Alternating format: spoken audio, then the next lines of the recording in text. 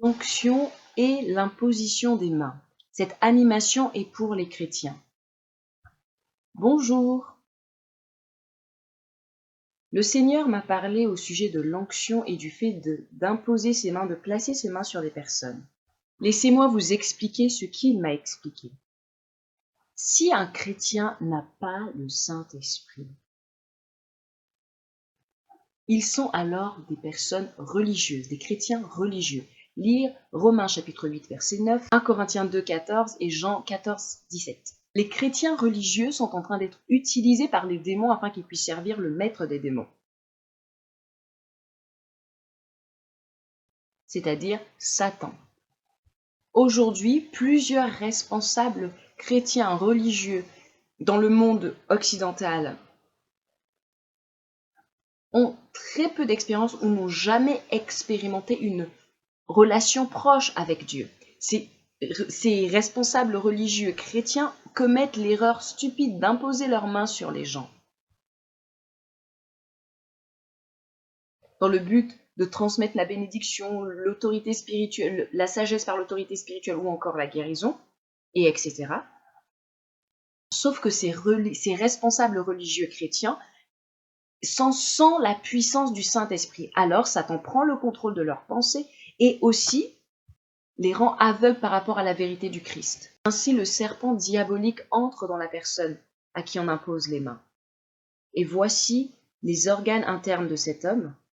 Une fois que le serpent mord un des organes internes, le poison du cancer se répand dans tous les organes, comme vous pouvez le voir.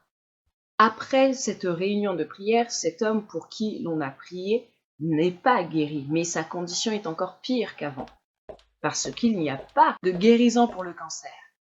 Dieu exhorte chacun de ses serviteurs à recevoir l'onction du Saint-Esprit ainsi que son feu dans le but de prier et d'imposer leurs mains sur les gens et de communiquer la bénédiction, l'autorité et la guérison. Dieu oint ses serviteurs afin qu'ils puissent prier et que la guérison s'en suive. Ainsi, les mains des serviteurs de Dieu deviennent comme du feu ardent dans le but de chasser les démons et de guérir toute maladie dans le nom de Jésus. Dieu a appelé l'un de ses serviteurs à imposer les mains sur ceux qui sont malades. Le serviteur ne prie pas lui-même pour le malade, mais c'est le Saint-Esprit qui le rend capable de chasser le serpent démoniaque à cause du feu du Saint-Esprit. Lorsque l'homme impose ses mains sur le jeune homme. Ah! Je refuse de quitter le corps de cet homme stupide. Personne ne me forcera à le quitter. Ses mains sont devenues comme des flammes à cause du feu du Saint-Esprit. Oh non, non, non, non! Tous les démons, aucun démon n'ose résister au feu du Saint-Esprit du Christ. Non, non, non! Ah! Le serpent démoniaque était en train de souffrir à cause du feu.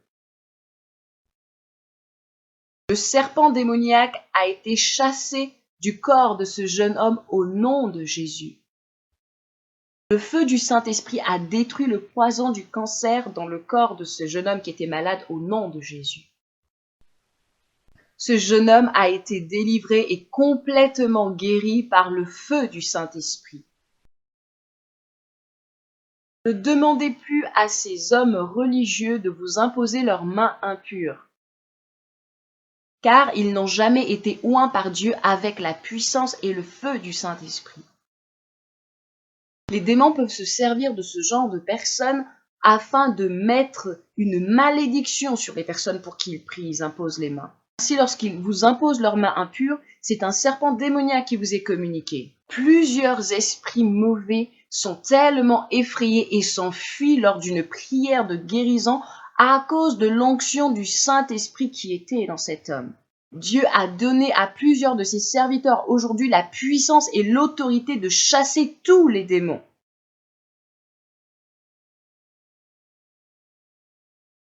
Et de guérir toute maladie partout pour la cause du royaume de Dieu que Jésus gouverne.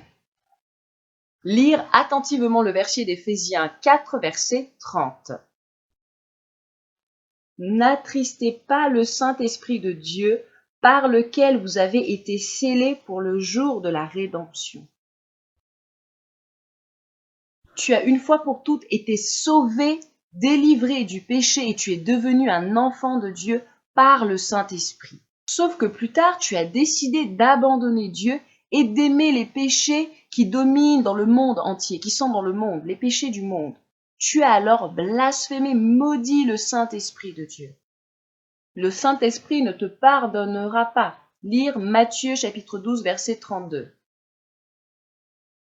Mais comment penses-tu pouvoir te battre ou te défendre contre la puissance des ténèbres sans le Saint-Esprit? C'est la raison pour laquelle il y a aujourd'hui un nombre croissant de chrétiens religieux, dans le sens péjoratif du terme. Dieu a oint chacun de ses serviteurs du Saint-Esprit et de puissance, afin qu'ils aillent partout, faisant du bien et guérissant tout ce qui était sous la puissance des ténèbres, la puissance du diable. Parce que Dieu est avec eux au nom de Jésus. Que Dieu vous bénisse.